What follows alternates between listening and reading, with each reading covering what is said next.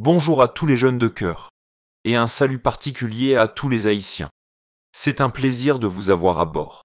J'espère que vous vous portez bien et que vous faites connaître notre podcast.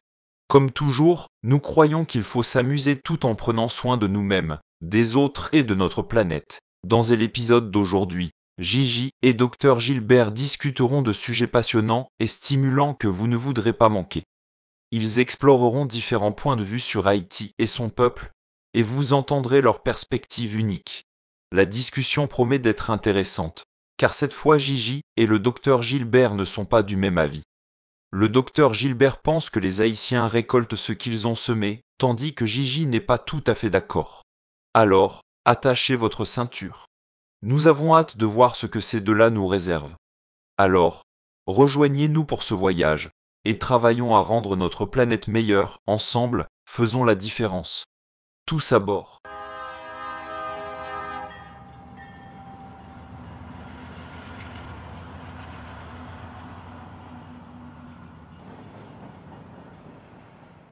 Bonjour à tous, merci Maxime.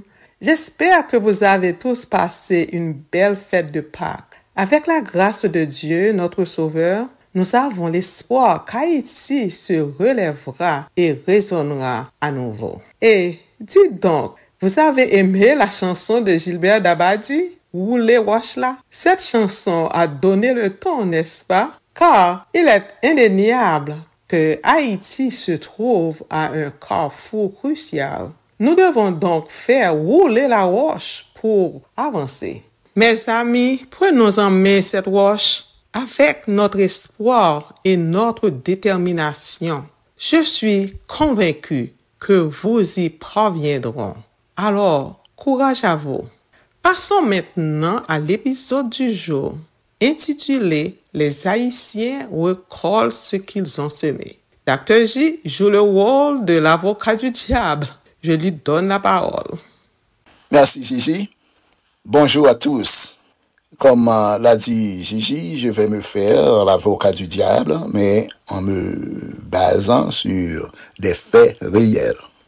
Les Haïtiens sont en train de récolter les conséquences de leurs actes depuis l'assassinat de Jean-Jacques Dessalines jusqu'à celui de Jovenel Moïse.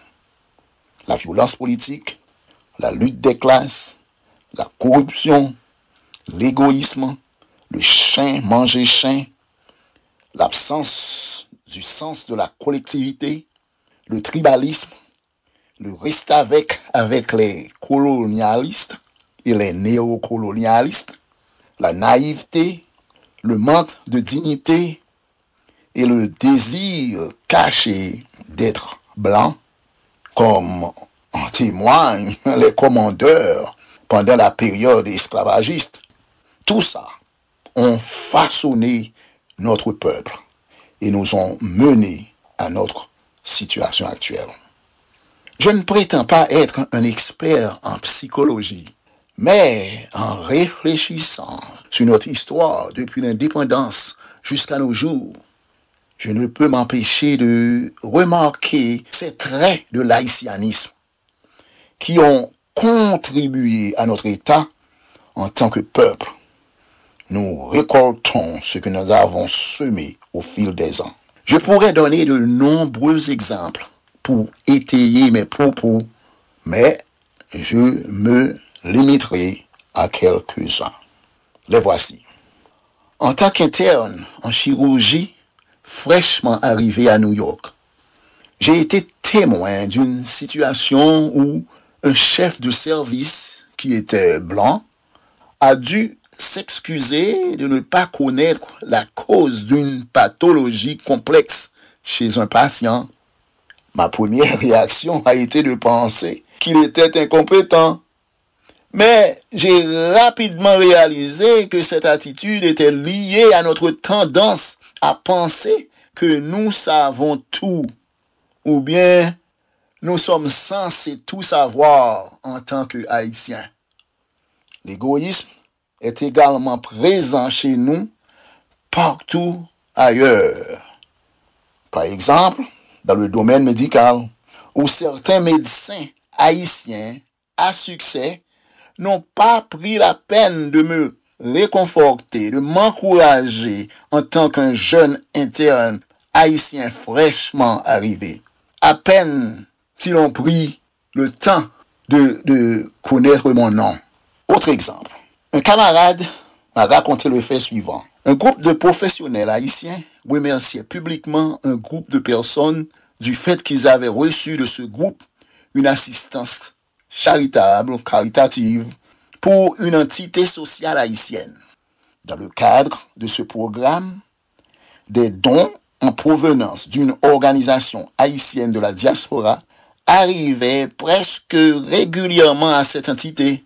Le jour des remerciements publics, le maître de cérémonie a remercié les donateurs canadiens, américains et français qui étaient présents, ignorant complètement l'organisation haïtienne de la diaspora qui soutient jusqu'à ce moment où je vous parle l'entité locale. C'est quoi cela? Vous me le direz.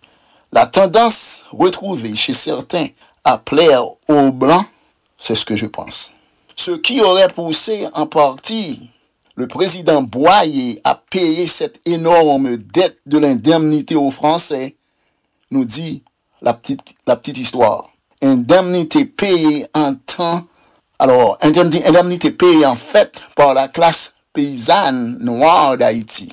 Boyer était un petit mulâtre qui avait fait des études en France. Il voulait être un blanc. C'est ce que je pense. Alors, c'est ce que la petite histoire nous dit. Cette mentalité est également présente dans notre gouvernement, comme en témoigne le président René Préval, qui a adopté une approche égoïste dans sa gouvernance, avec son AG pour sortir, et a ordonné à son ministre de ne pas révéler l'existence des réserves d'or en Haïti pour éviter que le peuple ne vienne le dévorer. Un autre exemple de la lutte des classes poussées en Haïti est illustré par la doctrine des petites églises prônée par Jean-Bertrand Aristide, où il nous enseignait que tout le monde c'est monde, tout le monde est égal. Aussi, dans une conversation avec un membre de la classe moyenne haïtienne, j'ai été confronté à l'idée que les droits d'une main ne sont pas égaux, ce qui reflète notre lutte des classes poussées à l'extrême. Tout récemment, j'ai entendu un animateur de YouTube répéter cette sottise pour faire comprendre qu'une société, pour être fonctionnelle, doit être acceptée comme les droits de la main. Voilà pourquoi un chef de groupe armé rejette aussi à sa manière cet argument. Haïti doit être ou bien un paradis pour tous, ou bien un enfer pour tous. Car, à mon avis, si un doigt manque à quelqu'un, sa main perd une partie de sa fonction, n'est-ce pas? Cette attitude est également présente dans la société haïtienne où certaines familles refusent que leurs enfants parlent créole et encouragent uniquement l'utilisation du français, ce qui nuit à notre sentiment d'appartenance en tant que peuple. Je pourrais continuer à énumérer les nombreuses stars qui ont façonné notre peuple, mais je vais m'arrêter ici. Nous avons besoin d'études sociologiques, ethnologiques et anthropologiques pour mieux comprendre ces problèmes. Mais souvent, c'est notre propre expérience qui nous permet de voir la vérité. Comme l'a dit Confucius, l'expérience est une lanterne que nous portons sur notre dos. Elle n'éclaire que le chemin parcouru. Pour devenir une nation digne de ce nom, nous devons nous débarrasser de ces faiblesses qui nous empêchent d'avancer. Nous devons nous débarrasser de ces péchés originels pour bâtir un avenir meilleur pour notre pays.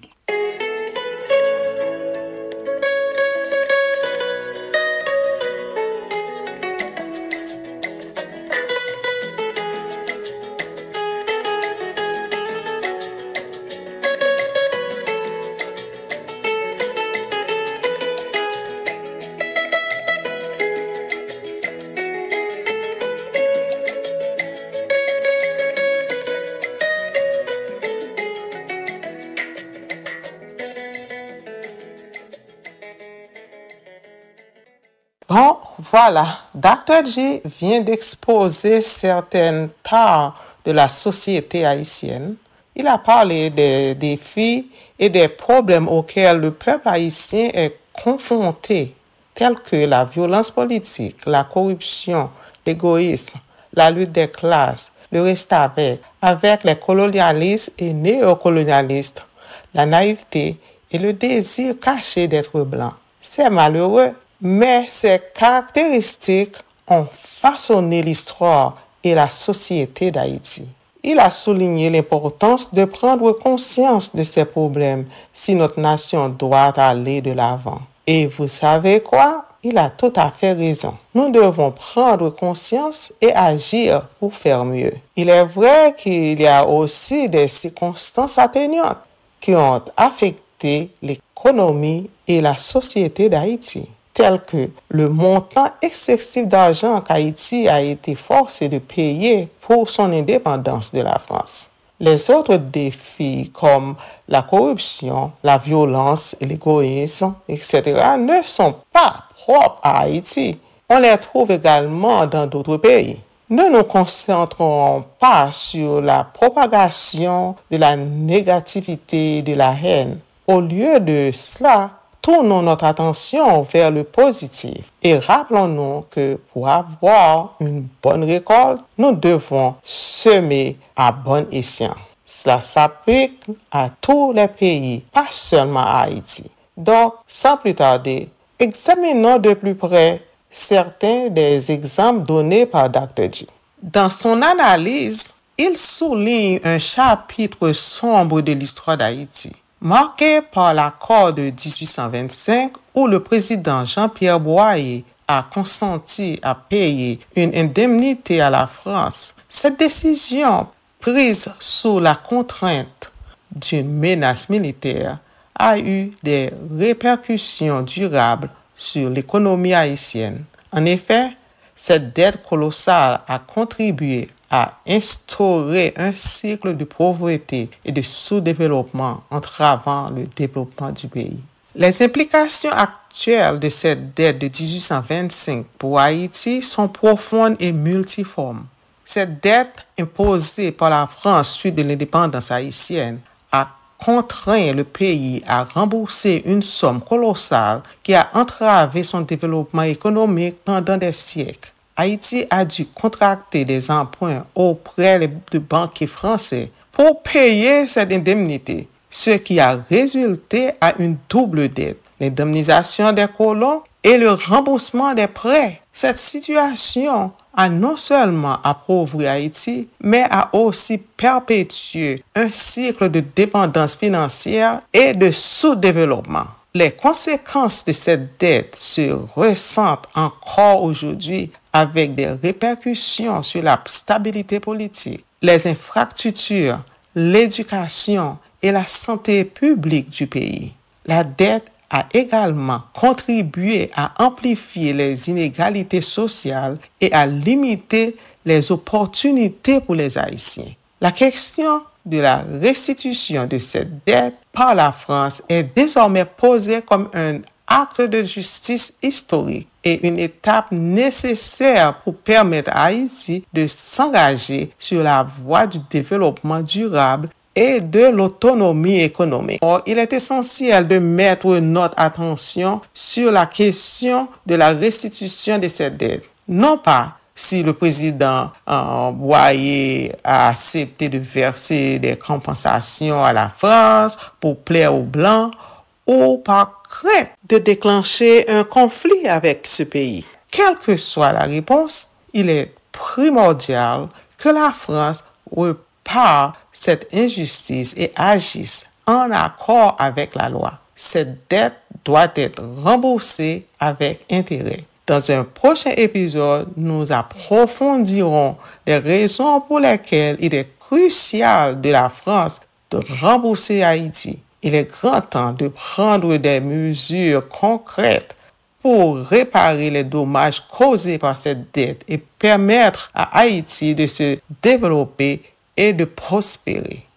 Maintenant, revoyons un autre exemple, Un grand chirurgien blanc américain qui s'est excusé en plusieurs fois du fait qu'il ne savait pas les causes de la pathologie d'un malade. Il a promis de faire ses recherches irrelatives. La première réaction de Dr. G est de dire en pensée, quoi? Il est le chef de service et il ne sait pas, mais ce type-là est incompétent. Puis il a réfléchi et comparé instinctivement cet incident à d'autres qu'il a vécu quand il était en Haïti. Il a conclu que nous, les Haïtiens, pensons que chacun d'entre nous savons tout. C'est l'égocentrisme que j'ai évoqué plus haut, a dit Dr. G. En effet, il existe une tendance à vouloir tout savoir qui peut être qualifiée de présomption. Les personnes qui en font preuve peuvent être perçues comme arrogantes, croyant être supérieures aux autres et détenant une connaissance inégalée dans de nombreux domaines. Cette attitude peut être agaçante pour ceux qui les entourent, mais il est important de comprendre qu'elle peut être le résultat d'un manque de confiance en soi. En réaction à ce manque, ces individus développent un sentiment de toute-puissance pour compenser. Il est donc important de ne pas entrer dans des débats avec ces personnes, mais plutôt de reconnaître notre propre ignorance et d'apprécier les conseils qu'elles peuvent nous donner. Cependant, il est également crucial de reconnaître que personne ne détient la vérité absolue. Même les plus grands experts ne savent pas tout. Il est important de garder une attitude humble et honnête envers soi-même. En réalité, seul Dieu détient une connaissance parfaite.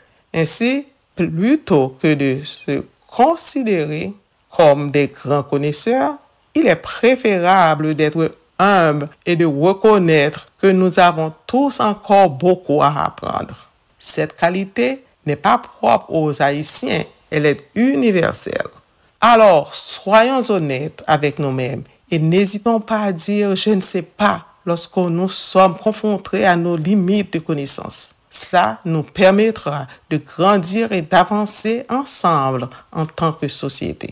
Bon, passons à un autre exemple, celui des médecins haïtiens. Il est regrettable de constater que ces médecins haïtiens expérimentés travaillent dans de grands hôpitaux internationaux, semblent négliger les jeunes internes haïtiens fraîchement arrivés, qui bénéficieraient grandement de leur mentorat et de leurs conseils. Une telle attitude peut être interprétée comme égoïste, alors que le partage des connaissances et des expériences est essentiel pour aider les nouveaux arrivants à s'intégrer et à prospérer dans un milieu professionnel compétitif. Cette situation interpelle et soulève des questions importantes. Elle n'est pas exclusive à ceux qui ont quitté Haïti, mais se trouve également au sein du pays. Pour progresser, il est crucial d'inculquer l'esprit de mentorat dans notre quotidien. Faute de quoi, nous risquons de tomber dans un égocentrisme destructeur. Au lieu de cela, nous pourrons embrasser l'allocentrisme, une qualité collectiviste où nous faisons passer le bien-être des autres avant le nôtre. Pour promouvoir l'allocentrisme, on pourrait envisager plusieurs étapes clés. D'abord, sensibiliser les individus à l'importance de se concentrer sur les besoins des autres, ce qui peut être réalisé par des campagnes éducatives ou des ateliers. Ensuite, encourager les actions concrètes de soutien mutuel et de mentorat dans les communautés et les organisations.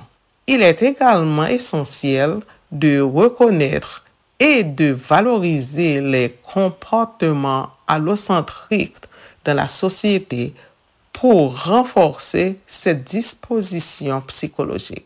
Enfin, intégrer l'allocentrisme dans les politiques publiques et les pratiques d'entreprise peut contribuer à créer un environnement propice à son épanouissement. Ces étapes, si elles sont adoptées, pourraient favoriser un changement vers une société plus attentive et solidaire.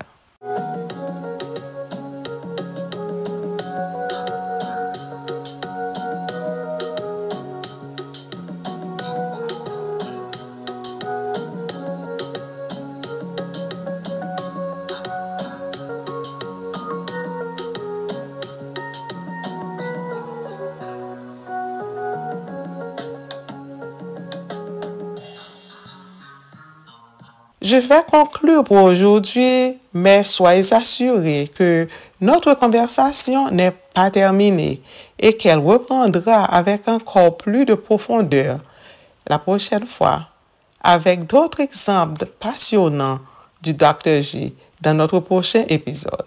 Mais malgré la pause dans notre discussion, j'espère que nous avons su éveiller votre curiosité et enrichir votre réflexion sur ces sujets. L'attente sera courte et nous sommes déjà impatients de partager et d'échanger avec vous lors de notre prochain rendez-vous. Et rappelez-vous que pour avoir une bonne récolte, semez judicieusement. Comme le disait notre illustre poète Oswald Durand, notre richesse est dans nos terres. Abandonnons la propagation de la haine, car nous récoltons ce que nous semons. Laissons de côté les reportages incessants sur des figures comme Ariel Henry et d'autres qui ne méritent pas votre attention. Concentrez-vous sur le positif, comme avoir un leader qui répondra à vos besoins, qui travaillera avec et pour vous. Un leader qui mettra Haïti avant et dont leur famille vivra parmi vous. Aspirez à une existence épanouie, exempte de peur et de privation, où la liberté de réaliser vos rêves et d'exploiter votre potentiel est à ta portée de main. Imaginez-vous à bord du train Gigi Forever 29 en route vers les plages ensoleillées d'Abakabe. C'est un rêve pour l'instant, mais un jour, il deviendra réalité. C'est tout pour aujourd'hui. Partagez notre podcast et propagez le bonheur autour de vous. L'amour fleurira là où le bonheur est semé. Restez jeunes, joyeux et en bonne santé jusqu'à notre prochaine rencontre. Et maintenant, laissez-nous emporter par Carole Demesme avec sa voix captivante.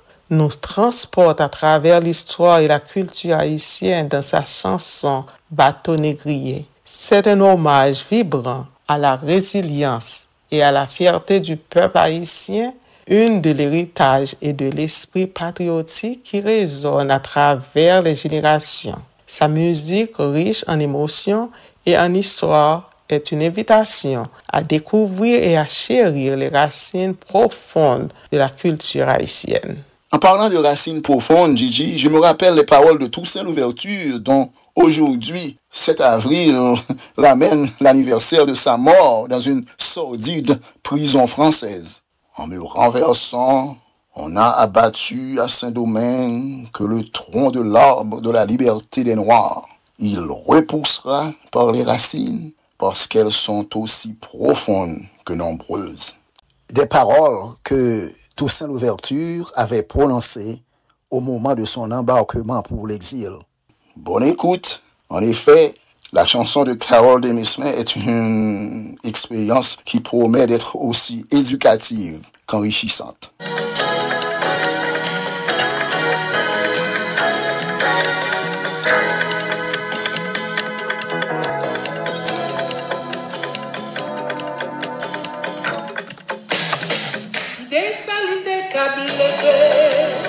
Si tout c'était capable d'aller, laisse à pile ta fête, on s'allait l'eau qui t'a crié. Si on dit Christophe est vivant, est-ce que pensez qu'il t'a content? Fallait planter, il t'est planté. Il récolte tout les ragés. Côté mounion, moi pas ouais mounion. Moi cherche mounion, moi pas ouais mounion. Mais combien de la vie de flamion? Mais combien de la son de flamion? Côté mouillé, côté mouillé.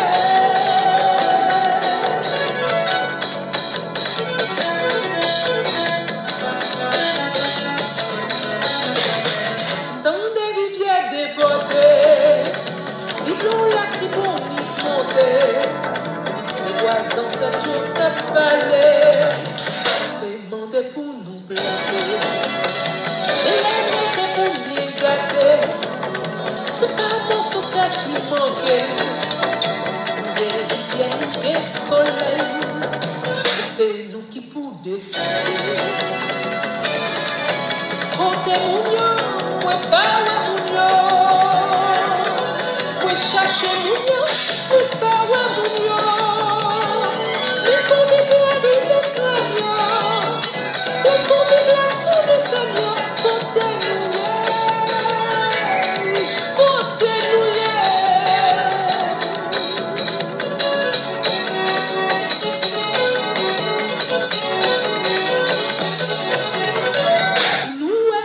Pas réglé, le point fait pas que l'on pouvait tomber. C'est la recette où c'est quand vous plantez pour récolter. Même si vous avez dépaysé, quand vous partagez mes billets, il n'y a pas de way abandonné. Mes ancêtres ont été cassés.